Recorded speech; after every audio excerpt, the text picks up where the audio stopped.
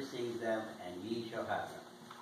And when ye standeth and pray, forgive. If you have aught against any, that your Father which is in heaven may also forgive you your trespasses. But if you do not forgive, neither will your Father which is in heaven forgive your trespasses. Thank you very much, sir. So there, when Jesus told them not to eat of the fig tree, they had faith not to. Did they understand it? I don't think they probably did, but they just believed it. He said so, let's not do it. So they come back around and they see the tree withered. That proved their faith. Now that's something we can't physically see from the Lord. I mean, I guess in a sense we can in some things. True faith is the perseverance in the midst of the storm. And if we're sick or crippled and we want the Lord to heal us, we pray.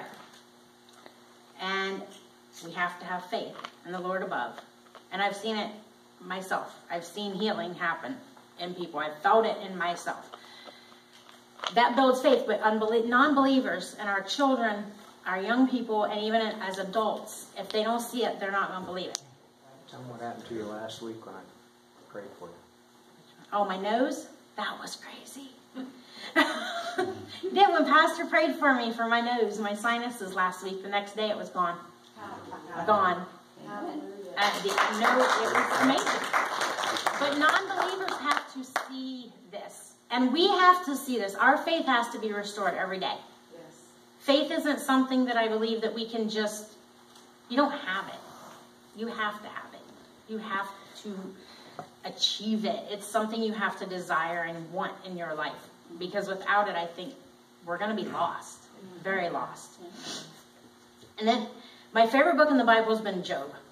Since I was in jail for 3 months, that was the man I connected to in the Bible was Job. Because, you know, everything in my life had just said, I was 3 courses away from my college graduation when I went to jail for 3 months for something I didn't even do. But that's where the Lord thought I needed to be at that point in my life, and that was where I was. And I wouldn't have met Miss Sarah Nelson if I hadn't have been there. Jail was an experience, and Bible study was just to get out of my cell block. And then it became something I needed in my life. And on Sundays, I hid the remote control, and we watched church because we didn't have church. And in Job, we had a little old man that preached. And I don't even remember his name. But he was wonderful.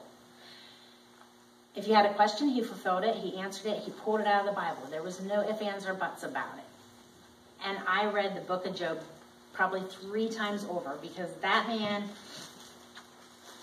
the Lord did, well, Satan did everything he could to crumble that man's life and his faith. He took his children. He took his job. He took his animals. And God told him, go for it. Try it. Do your best. If you think you can break him, break him. So he tried. Well, I could read all these scriptures to you, but that would probably be boring after a while. Well, over and over and over, it's a lot. Like, I went through the book of Job today. Well, okay. He's got the good life, he's righteous, he's rich, and he has a happy family. And all this ended suddenly.